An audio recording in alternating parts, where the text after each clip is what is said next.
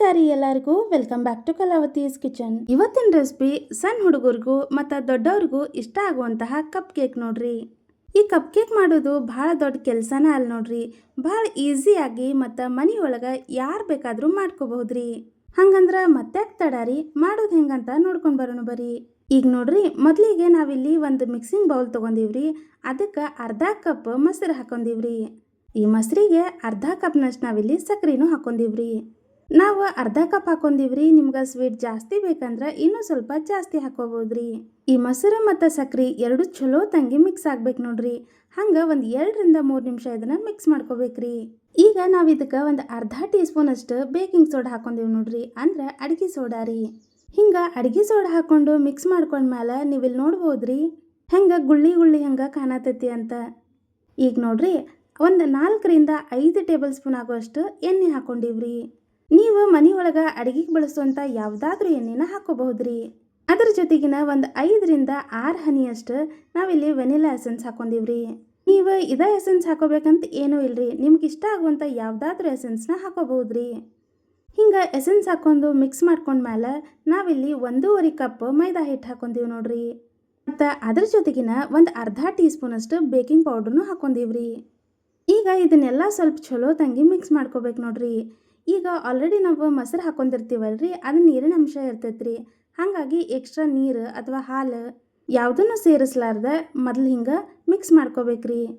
ಅಕಸ್ಮಾತ್ ಹಿಂಗೆ ಮಿಕ್ಸ್ ಮಾಡುವಾಗ ಗಂಟು ಆದ್ರೆ ಹೆದರ್ಕೋಬೇಡ್ರಿ. ಈ ಗಂಟು ಆದಿದ್ದೆಲ್ಲ ಬೇಗ ಕಡಿಮೆ ಆಗತ್ತೆ ನೋಡ್ರಿ. ಹಿಂಗೆ ಮಿಕ್ಸ್ ಮಾಡ್ಕೊಂಡ್ರೆ ಸ್ವಲ್ಪ ಕೈ ಬಿಡ್ಲಾರ್ದಂಗೆ ಒಂದು 2 ನಿಮಿಷ ಇದನ್ನು ಫಾಸ್ಟಾಗಿ ಮಿಕ್ಸ್ ಮಾಡ್ಕೋಬೇಕು ನೋಡ್ರಿ.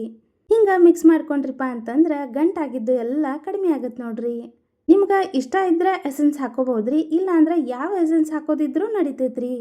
ನೀವ ಈಗ ನೋಡತ್ತಿರಲ್ರಿ, ಇಲ್ಲಿ ಹಿಟ್ಟಿನ ಕನ್ಸಿಸ್ಟೆನ್ಸಿ ಗಟ್ಟಿ ಐತ್ರಿ. ಹಾಗಾಗಿ ಇದಕ್ಕೆ ಹಾಲು ಸೇರಿಸ್ಕೋಬೇಕ್ರಿ. ಇಲ್ಲಿ ನಾವು 1.5 ಕಪ್ ಮೈದಾ ಹಿಟ್ಟು ತೊಗೊಂಡಿವಲ್ರಿ, ಅರ್ಧ ಕಪ್ ಅಷ್ಟು ಹಾಲು ತೊಗೊಂಡಿವ್ರಿ. ಈ ಹಾಲು ಒಮ್ಮೆಗ್ಲೆ ಹಾಕೋಬಾರ್ದ್ರಿ. ಮೊದಲಿಗೆ ಸ್ವಲ್ಪ ಹಾಕೊಂಡಿವ್ರಿ. ಹಾಕೊಂಡಿದ್ದನ್ನ ಸ್ವಲ್ಪ ಚಲೋ ತಂಗಿ ಮಿಕ್ಸ್ ಮಾಡ್ಕೋಬೇಕ್ರಿ. ಅದಾದ್ಮೇಲೂ ಸ್ವಲ್ಪ ಗಟ್ಟಿ ಅಂತ ಅನ್ಸಿದ್ರೆ ಉಳಿದಿರುವಂಥ ಹಾಲೆಲ್ಲನೂ ಹಾಕೋಬೇಕ್ರಿ. ಆದ್ರೆ ಒಂದು ನೆನಪಿರಲ್ರಿ, ಈ ಒಂದು ಬ್ಯಾಟ್ರ್ ಭಾಳ ಗಟ್ಟಿನೂ ಆಗಬಾರ್ದ್ರಿ, ಹಂಗೆ ಭಾಳ ತೆಳ್ಳಗೂ ಆಗಬಾರ್ದ್ರಿ. ಇದು ಕನ್ಸಿಸ್ಟೆನ್ಸಿ ಹೆಂಗಿರ್ಬೇಕಪ್ಪ ಅಂತಂದ್ರೆ ಕೇಕ್ ಬ್ಯಾಟ್ರ್ಕ್ಕಿಂತ ಸ್ವಲ್ಪ ತೆಳ್ಳಗಿರ್ಬೇಕು ನೋಡ್ರಿ. ಈಗ ನೋಡ್ರಿ, ಅರ್ಧ ಕಪ್ ಹಾಲೊಳಗೆ ಸ್ವಲ್ಪ ಉಳಿದಿದ್ವಲ್ರಿ, ಅದನ್ನು ಹಾಕೊಂಡಿವ್ರಿ. ಹಿಂಗೆ ಒಂದು 2ರಿಂದ 3 ನಿಮಿಷ ಚಲೋ ತಂಗಿ ಮಿಕ್ಸ್ ಮಾಡ್ಕೊಂಡ್ರೆ ಹಿಟ್ಟಿನ ಕನ್ಸಿಸ್ಟೆನ್ಸಿ ಹಿಂಗೆ ಬರುತ್ತೆ ನೋಡ್ರಿ. ಬ್ಯಾಟರ್ ಕನ್ಸಿಸ್ಟೆನ್ಸಿ ಹೆಂಗಿರಬೇಕು ಅಂತಂದ್ರೆ ನಾವಿಲ್ಲಿ ತೋರ್ಸಾಕತ್ತೀವಿ ನೋಡ್ರಿ. ಹಿಂಗಿತ್ತಪ್ಪ ಅಂತಂದ್ರೆ ನೀವು ಮಾಡುವಂತಹ ಕಪ್ ಕೇಕ್ 100% ಪರ್ಫೆಕ್ಟಾಗಿ ಬರ್ತಾವೆ ನೋಡ್ರಿ. ಈಗ ನೋಡ್ರಿ, ಈ ಬ್ಯಾಟರ್ಗೆ ಒಂದು 2 ಚಿಟಿಕೆಯಷ್ಟು ಉಪ್ಪು ಹಾಕೊಂಡಿವ್ರಿ. ನೀವು ಮಾಡುವಂತಹ ಕೇಕ್ ಅಥವಾ ಕಪ್ ಕೇಕ್ ಯಾವುದಾದ್ರೂ ಇರಲ್ರಿ, ಸ್ವಲ್ಪ ಒಂದು 2 ಚಿಟಿಕೆಯಷ್ಟು ಉಪ್ಪು ಹಾಕೊಂಡ್ರಿಪ್ಪ ಅಂತಂದ್ರೆ ರುಚಿ ಇನ್ನೂ ಚಲೋ ಇರುತ್ತೆ ನೋಡ್ರಿ. ಹಿಂಗೆ ಉಪ್ಪು ಹಾಕಿದ್ಮೇಲೆ ಇನ್ನೊಂದ್ಸಲ ಚಲೋ ತಂಗಿ ಮಿಕ್ಸ್ ಮಾಡ್ಕೋಬೇಕ್ರಿ. ಬ್ಯಾಟರ್ನಾಗ ಒಂದು ಸ್ವಲ್ಪನೂ ಗಂಟಿರ್ಲಾರ್ದಂಗೆ ಕಲಿಸ್ಕೋಬೇಕು ನೋಡ್ರಿ. ಹಿಂಗೆ ಈ ಬ್ಯಾಟರ್ನ ಕಲಿಸ್ಕೊಂಡ್ರೆ ನಾವು ಮಾಡಾಕತ್ತಿರುವಂಥ ಕಪ್ ಕೇಕ್ ಈಸಿಯಾಗಿ ಮಾಡ್ಕೋಬಹುದ್ರಿ. ಈಗ ನೋಡ್ರಿ, ನಾವಿಲ್ಲಿ ಕಪ್ ಕೇಕ್ ಮಾಡಕ್ಕೆ ಸಿಲಿಕಾನ್ನಿಂದ ಮಾಡಿದಂಥ ಮೌಲ್ಡ್ ತೊಗೊಂಡಿವಿ ನೋಡ್ರಿ. ನೀವು ನಿಮ್ಮ ಹತ್ರ ಇರುವಂಥ ಯಾವುದಾದ್ರೂ ಮೌಲ್ಡ್ನ ತೊಗೋಬಹುದ್ರಿ. ಅಷ್ಟೇ ಅಲ್ರಿ, ಈ ಕಪ್ ಕೇಕ್ ಮೌಲ್ಡ್ಗೆ ನಾವು ಸ್ವಲ್ಪ ಬಟರ್ ಪೇಪರ್ನ ಹಿಂಗೆ ಕಟ್ ಮಾಡಿ ಹಾಕೊಂಡಿವಿ ನೋಡ್ರಿ. ಹಿಂಗೆ ಎಲ್ಲ ಕಪ್ ಕೇಕ್ ಮೌಲ್ಡ್ಗೂ ಬಟರ್ ಪೇಪರ್ ಹಾಕಿ ರೆಡಿ ಮಾಡಿ ಇಟ್ಕೊಂಡಿವಿ ನೋಡ್ರಿ. ಅಕಸ್ಮಾತ್ ನಿಮ್ಮ ಹತ್ರ ಕಪ್ ಕೇಕ್ ಮಾಡೋಕೆ ಮೌಲ್ಡ್ ಇಲ್ಲ ಅಂತ ಅನ್ಕೋರಿ, ಆವಾಗ ಚಿಂತಿನ ಮಾಡಬೇಡ್ರಿ. ಮನೆಯೊಳಗೆ ಇರುವಂಥ ಯಾವುದಾದ್ರೂ ಸ್ಟೀಲ್ ಬಟ್ಲ ತೊಗೊಂಡ್ರು ನಡೀತೈತ್ರಿ. ಈಗ ನೋಡ್ರಿ, ನಾವು ಆಗಲೇ ರೆಡಿ ಮಾಡಿ ಇಟ್ಕೊಂಡಿದ್ವಲ್ರಿ ಬ್ಯಾಟರ್, ಅದನ್ನೆಲ್ಲ ಇದಕ್ಕೆ ಹಾಕೊಳತ್ತೀವ್ರಿ. ಹಿಂಗೆ ಈ ಬ್ಯಾಟರ್ ಹಾಕೋ ಮುಂದಾಗ ಒಂದು ಲಕ್ಷ್ಯ ವಹಿಸ್ಬೇಕ್ರಿ. ಅದೇನಪ್ಪ ಅಂತಂದ್ರೆ ಈ ಬ್ಯಾಟರ್ನ ಕಂಪ್ಲೀಟಾಗಿ ಹಾಕೋಬಾರ್ದ್ರಿ, ಅರ್ಧದಷ್ಟು ಬ್ಯಾಟರ್ ಹಾಕೊಂಡ್ರೆ ಸಾಕಾಗತ್ರಿ. ಈಗ ನೋಡ್ರಿ, ಈ ಕಪ್ ಕೇಕ್ ಬೇಯಿಸಕ್ಕೆ ನಾವಿಲ್ಲಿ ಸ್ಟವ್ ಆನ್ ಮಾಡ್ಕೊಂಡು ಒಂದು ಕುಕ್ಕರ್ ಇಟ್ಕೊಂಡಿವ್ರಿ. ಮತ್ತು ಈ ಕುಕ್ಕರ್ಗೆ ತಳಕ್ಕೆ ಸ್ವಲ್ಪ ಉಪ್ಪು ಹಾಕೊಂಡಿವಿ ನೋಡ್ರಿ. ಈಗ ಈ ಕುಕ್ಕರ್ನ ಒಂದು 10 ನಿಮಿಷ ಆದರೂ ನಾವು ಪ್ರೀ ಹೀಟ್ ಮಾಡ್ಕೋಬೇಕು ನೋಡ್ರಿ, ಲೋ ಫ್ಲೇಮ್ ಒಳಗೆ. ಹಿಂಗೆ ಪ್ರೀ ಹೀಟ್ ಮಾಡ್ಕೊಂಡಾದ ನಂತರ ನಾವಿಲ್ಲಿ ಒಂದು ಪ್ಲೇಟ್ ಇಟ್ಕೊಳತ್ತೀವಿ ನೋಡ್ರಿ. ಕಪ್ ಕೇಕ್ ಮಾಡೋಕೆ ಅಥವಾ ಕೇಕ್ ಮಾಡೋಕೆ ಸ್ಟ್ಯಾಂಡ್ ಇಲ್ಲ ಅಂದಾಗ ಹಿಂಗೆ ಪ್ಲೇಟ್ ಇಟ್ಕೋರಿ. ಮತ್ತು ಆ ಸಣ್ಣ ಪ್ಲೇಟಿನ ಮೇಲೆ ಇನ್ನೊಂದು ಪ್ಲೇಟ್ನ ಇಟ್ಕೊಂಡಿವಿ ನೋಡ್ರಿ. ಈಗ ಈ ಪ್ಲೇಟ್ ಒಳಗೆ ನಾವು ಬ್ಯಾಟರ್ ಹಾಕಿ ಇಟ್ಕೊಂಡಿದ್ವಲ್ರಿ ಕಪ್ ಕೇಕ್ ಮೌಲ್ಡೆಲ್ಲ, ಅದನ್ನೆಲ್ಲ ಇಟ್ಕೋಬೇಕ್ರಿ.